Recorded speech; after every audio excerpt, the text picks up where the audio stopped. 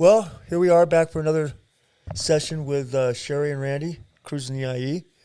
We're going to talk about something that's important to both of us, and that's grief. And we're going to kind of get into that today about how it was for us individually with my mom. And how do you feel about that, Sheri? Well, I think losing a parent is something we all know will happen one day, Someday, yeah. but nothing prepares you for it, and how it happens or how differently people react to it, especially the people around you that you love, and how everybody kind of reacts differently to grief. And everybody's grief is their own, and maybe sometimes misunderstood by others, how you grieve and how you deal with it, because everybody's, like we said, different. How was it for you individually, Sheri, to deal with Mom when she passed away? We were all around my mom when she passed. She passed at home, and I couldn't stay in the room for her to take her last breaths. Everybody else stayed, my sisters, my nieces. I couldn't do it. It was too hard for me to watch. I think part of it was because for so long I was taking care of her and keeping her alive. Right. You know, so to see her struggle to breathe, which was natural and is what my mom wanted, I instantly wanted to help her, and I knew I couldn't do that, and it was hard. I couldn't watch it. About 4 or 5 days before she passed away, she started not to eat anymore, which we all knew was going to come. Hospice told us that, but not me. I didn't believe it. I'm like, no, she's fine. She just got a bad tooth. Give me some antibiotics and she'll be fine. And I'll never forget the look on the hospice nurse's face. She looked at me like, you poor thing. like I wasn't accepting the reality. And I wasn't. Yeah. I just couldn't. Yeah. I was so hoping that was fine, because I thought maybe it's just a bump and she'll be fine. She'll be fine. This is not what they think is happening. And she prescribed me antibiotics, and we gave it to Mom. And of course she couldn't swallow it. You just didn't want to give up on hope. You got to have hope. Yeah. And my hope was that this was not the time. This was not it. I wasn't ready for it, even though we had been told, the hospice nurses told us it's coming. Everybody was coming to say their goodbyes, but I'm like, nope, it's just a bad tooth. So to watch her pass away, I couldn't do it. I went outside and sat on the porch, and I called Randy to let him know that Mom was passing away. And eventually Janelle came out and told me that Mom was gone, and everybody was crying and whatever, and I stayed away. I still distanced myself. I watched everybody grieve. I watched everybody hug each other. I couldn't do that. I don't know why. It was just hard for me to do it. I didn't want everybody to worry about me, which everybody was. And I know with Maggie, the only time she's ever seen me break down and cry is when my cat died. And Maggie didn't take that well. She was shocked. So I didn't want anybody to worry about me. I was more there for everybody else. I'll take care of this. We'll do this. I'll be there. Let's get food, trying to, okay, let's do this. Let's do that. Let's work on this. I couldn't do it. And I found different ways to grieve, and it came out in weird ways eventually. But I was there, but I wasn't. And my mind just wouldn't accept what was happening, I think. It took you a while to kind of adjust to it. I'm saying probably 2 years, literally, because it was just little things that would just throw me. Everybody else would be like, oh, that's sad. But for me, it literally would put me in a depression. And I didn't know how to grieve with it. And honestly, I was afraid of grieving. I was afraid of letting all that emotions out and feeling all that pain. I didn't want to go through that. But eventually, in little, increments, I did. Like I said, it would come out, and there's a Disneyland incident that, people talk about to this day that I'm not allowed in Disneyland anymore. But it was because it was just a lot of things, a lot of memories of Mom was at Disneyland. Yeah. And it would just, and I didn't know how to handle a lot of it. Now I know with you, you, even though I was calling you constantly letting you know what was going on, I go, you never answered. I've got a hold of Connie, your wife. She said she'd try to get a hold of you. I bugged out. You did. You didn't. Randy dealt with it I bugged out. differently than I did. Yep. Kind of the same way. Kinda, in a different. I said my goodbyes the day before, and I went to the room with Mom and talked to her, and told her things and stuff that are between me and Mom. But I went home and immediately grieved on my own terms. And when Mom passed, I felt okay because I gave my goodbyes, but I didn't think of everybody else that might need me there and comfort them and stuff like that. And that's where I made my big mistake. And I hope my family forgives me for that. But I still felt, well, now I understand it, but then I didn't. I felt I was doing the right thing.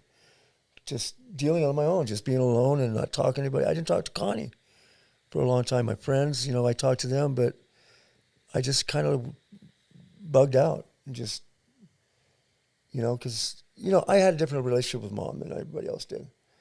Mine was more. But I don't think it has to do with anything with relation. It has to do with love.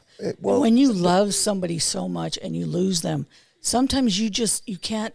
Well, it just throws you for a loop.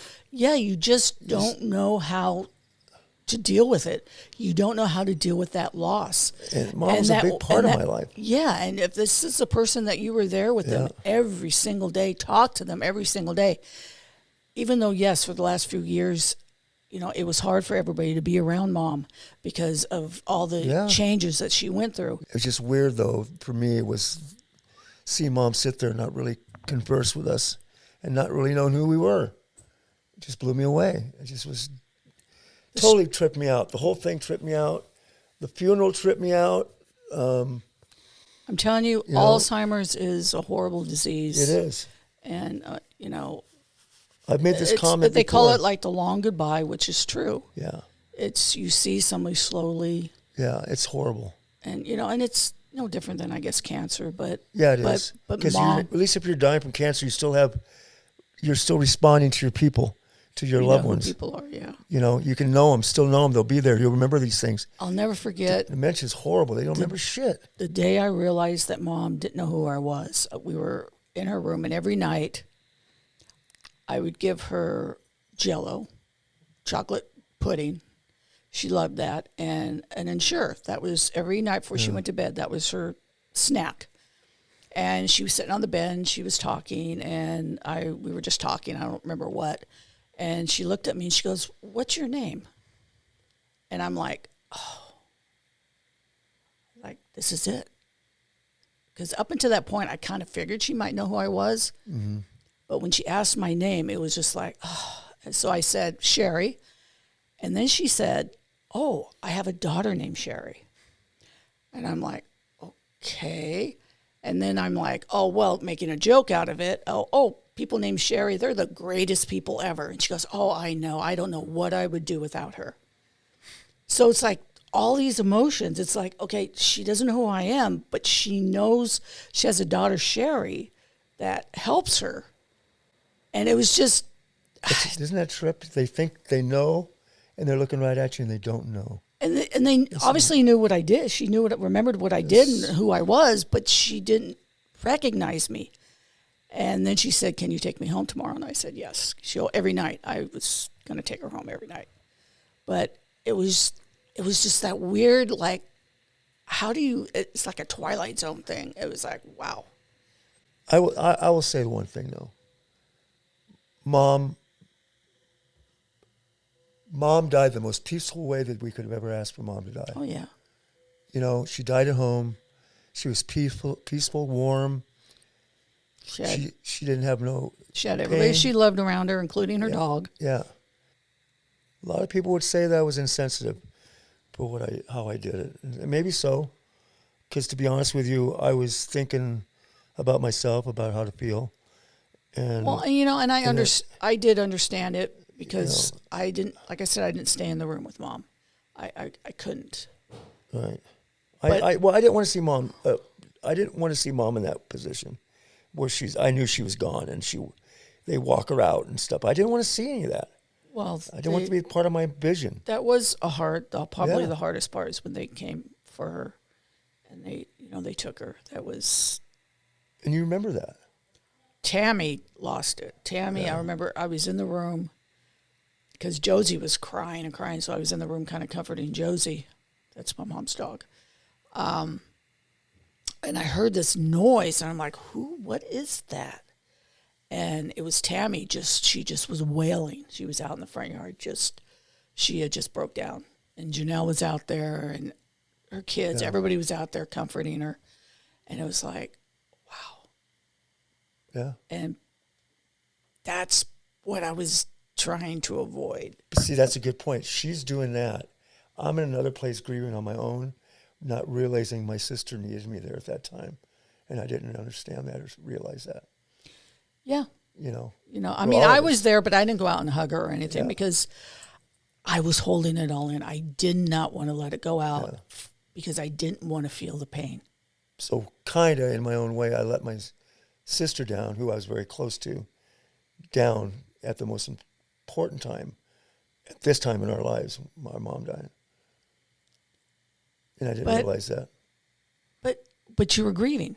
I was grieving, but I was being selfish. And we were all grieving for the same person that we love. Yeah. We were all grieving for the same person. Everybody just does it differently, and you have to give people grace. It's not like you purposely said, well, no, I don't want to care, because you were trying to deal with what you had to deal with. Right. And if you were like me, which for me, I knew that I didn't want to show those emotions to everybody for whatever reason. Right. When it comes to my family, it's some weird relationships we all have with one another. We've gotten, I have to say, 100% closer since Mom passed.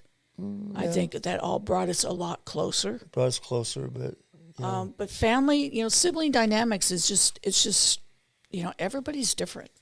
Every family's different, and we're all different, and everybody grieves different. Yeah. And you got to give everybody grace and just let people grieve the way they need to grieve, not the way you think they should grieve. But to sum it up, you might be hurting in different ways, but you still need to, I have this written down, I'll just read it. You might be hurting in different ways, but you're still hurting over the same love. Mm-hmm. And if this conversation meant something to you, we'd love you to subscribe and be part of the Sheri community. And just understand it's okay to grieve your way. Well, that's it for our show today. And whatever journey you may be on, always remember to embrace your voice. See you next week. See you, everybody. Take care. Thanks for listening to Sheri with Sheri and Randy. Be sure to subscribe on YouTube and follow us wherever you get your podcasts. Have a great week.